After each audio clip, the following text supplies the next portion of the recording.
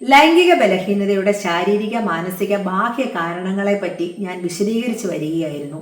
ഇന്ന് നമുക്ക് ലൈംഗിക തകരാറുകളിൽ പ്രധാനമായ പ്രിമച്ചുർ ഇജാക്കുലേഷൻ എന്താണെന്ന് നോക്കാം. ലളിതമായി പറഞ്ഞാൽ പേര് സൂചിപ്പിക്കുന്നത് പോലെ പങ്കാളിക്ക് ലൈംഗിക സംതൃപ്തി ഉണ്ടാകുന്നതിന് മുൻപ് തന്നെ ഉണ്ടാകുന്ന സ്ഖലനമാണ് ശീഘ്രസ്ഖലനം. ശീഘ്രസ്ഖലനം എങ്ങനെ തിരിച്ചറിയാം? അത് പങ്കാളികൾ തമ്മിൽ അറിയണം. അപ്പോഴുള്ള ഒരു സാധാരണ സംശയമാണ് ലൈംഗിക വീഴ്ച സമയത്ത് എത്ര സമയത്തിനുള്ളിൽ സ്ഖലിക്കുന്നതാണ് ശീഘ്രസ്ഖലനം എന്നത്. അങ്ങനെ ഒരു നിശ്ചിത സമയം ഒന്നുമില്ല. അത് പങ്കാളിയാണ് തീരുമാനിക്കുന്നത്. പങ്കാളിക്ക് തൃപ്തി വന്നുവെങ്കിൽ അത് സ്വാഭാവികമായി, ഇല്ലെങ്കിൽ അത് ശീഘ്രമായി, അത്ര തന്നെ.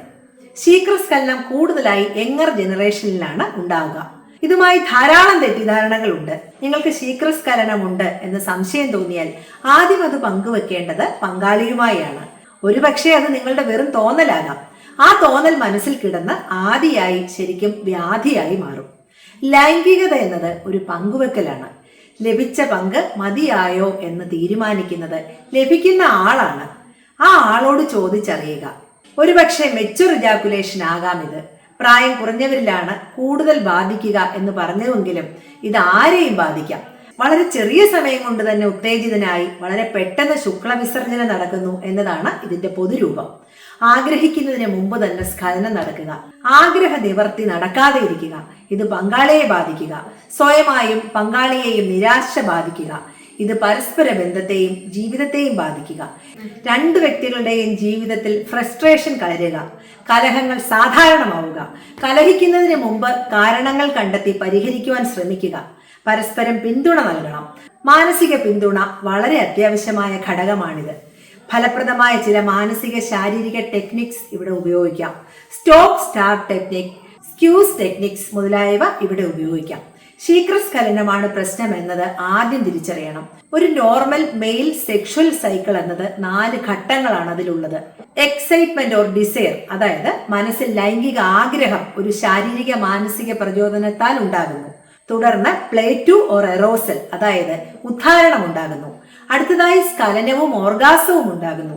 രതിമൂർച്ഛ ഘട്ടം കഴിഞ്ഞാൽ ഒരു വിശ്രാന്തിയാണ്, കംപ്ലീറ്റ് റിലാക്സ്. ഇവിടെ വീണ്ടും ഒരു ഉത്തേജനത്തിനും ലിംഗത്തെ ഉണർത്താനാകില്ല. പ്രിമച്ചുർ ഇജാക്കുലേഷൻ പേഷ്യന്റിൽ steep excitement phase followed by shorten plateau and high speed ejaculation and a rapid refractory phase, അതായത് ആഗ്രഹിക്കുന്ന സമയത്തിന് മുമ്പ് തന്നെ സ്ഖലനം സംഭവിക്കുന്നു. ലിംഗം വളരെ പെട്ടെന്ന് തന്നെ തളരുന്നു. ശീഘ്രസ്ഖലനം എന്നത് പരിഹരിക്കാൻ സാധിക്കുമോ? മിക്ക കേസുകളിലും സാധിക്കും. ഇതിന് മരുന്നുകൾ മാത്രം പോരാ, പങ്കാളിയുടെ പിന്തുണ കൂടി വേണം. ശീഘ്രസ്ഖലനം എന്നത് ഇപ്പോഴും വളരെ രഹസ്യമായി മാത്രം കൈകാര്യം ചെയ്യുന്ന ഒന്നായി മലയാളികൾ കിടപ്പറയിൽ സൂക്ഷിക്കുന്നു. ഇന്ന് നിങ്ങളെ സഹായിക്കുന്നതിനായി ധാരാളം ഡോക്ടേഴ്സ് ഉണ്ട്. നിങ്ങളുടെ പ്രശ്നങ്ങൾ നിങ്ങളുടെ ഡോക്ടറുമായി ഡിസ്കസ് ചെയ്താൽ അവർക്ക് നിങ്ങളെ സഹായിക്കാൻ കഴിയും. അങ്ങനെ ഒരു ജീവിത ശൈഥല്യം ഒഴിവാക്കാം. കുടുംബ കലഹങ്ങളിലും ഡിവോഴ്സുകളിലുമെല്ലാം പ്രിമച്ചുർ ഇജാക്കുലേഷൻ നിങ്ങളെ എത്തിക്കും. സ്ത്രീകളുടെ ശ്രദ്ധയ്ക്കായി ഒന്നുകൂടി പറയുന്നു, അവരെ കാര്യം പറഞ്ഞ് ബോധ്യപ്പെടുത്തി നിങ്ങളുടെ ഡോക്ടേഴ്സിന്റെ സഹായം തേടണം. തുറന്നു പറച്ചിലാണ് ആവശ്യം നേടാനുള്ള മാർഗം. ആവശ്യങ്ങൾ മനസ്സിലൊതുക്കി ലഭിച്ചില്ല എന്നോർത്ത് വഴക്കിട്ടാൽ ജീവിതം നശിക്കുകയല്ലാതെ ആവശ്യങ്ങൾ ഒരിക്കലും ഒട്ട് നടക്കുകയുമില്ല. നിങ്ങൾക്ക് ദാഹിക്കുന്നു എന്നുണ്ടെങ്കിൽ ഒന്നുകിൽ സ്വയം വെള്ളം എടുത്തു കുടിക്കണം, അല്ലെങ്കിൽ വെള്ളം വേണമെന്ന് ആവശ്യപ്പെടണം. ഇത് രണ്ടും ചെയ്യാതെ വെള്ളം വേണമെന്ന് ആഗ്രഹിച്ചിരുന്നാൽ വെള്ളം കിട്ടുമോ? ദാഹിച്ച് തൊണ്ട വറ്റി മരിച്ചു പോകും. തുറന്നു ചോദിക്കുക, പരസ്പരം സംസാരിക്കുക, യുക്തമായി പരിഹാരം തേടുക, സന്തോഷമായി ജീവിക്കുക. ഞാനുമായി വാട്സപ്പിൽ സംസാരിക്കാം, സംശയം പരിഹരിക്കാം. വീണ്ടും കാണാം.